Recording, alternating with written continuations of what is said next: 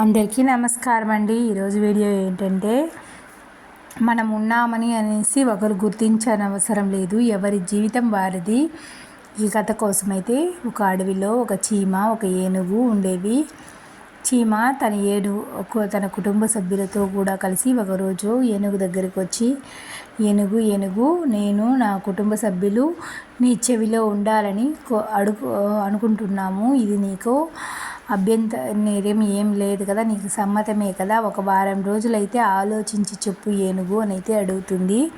కానీ ఇది ఏమీ తెలియని ఏనుగు, అది ఏమీ గ్రహించని ఏనుగు మౌనంగానే ఉండిపోతుంది.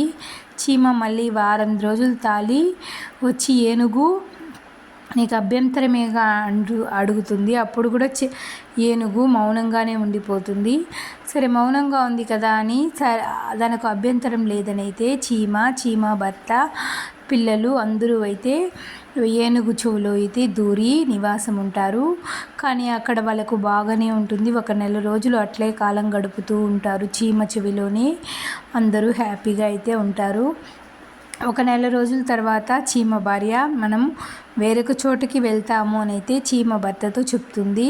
సరే అలాగే మనం ఏనుగుకి ఒకసారి ముందు చెప్పి వెళ్తామని ఏనుగు దగ్గరికి వెళ్ళి, ఏనుగు మేము ఇప్పుడు ఇన్ని రోజులు నీ చెవిలో బాగా హ్యాపీగానే ఉన్నాము, మాకు ఏ అభ్యంతరము లేదు, ఇప్పుడు మేము బయటికి వెళ్ళాలనుకుంటున్నాము, నీకేమైనా అభ్యంతరమా, ఒక వారం రోజులు ఆలోచించి చెప్పు అనేసి అయితే చీమలు ఏనుగుకి చెప్తాయి. కానీ ఇదేమీ అర్థం కాని ఏనుగు మౌనంగానే ఉండిపోతుంది.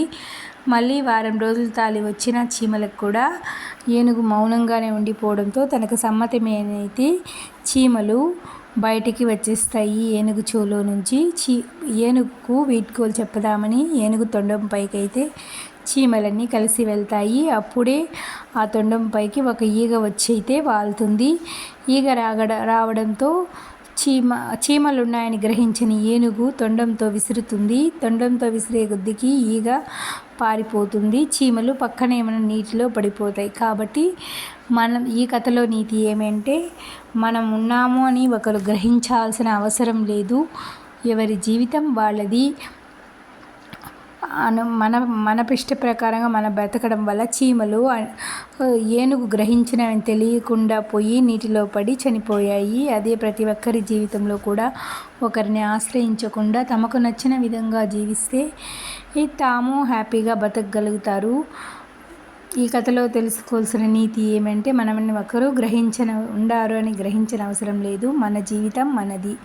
ఈ వీడియో నచ్చితే లైక్ చేయండి, సబ్స్క్రైబ్ చేసుకోండి, మీ ఫ్రెండ్స్ అండ్ రిలేటివ్స్కి షేర్ చేయండి. Thank you for watching. కథ ఎట్టుంది చూపి దర్శికి ఒక కథ చెప్పిన.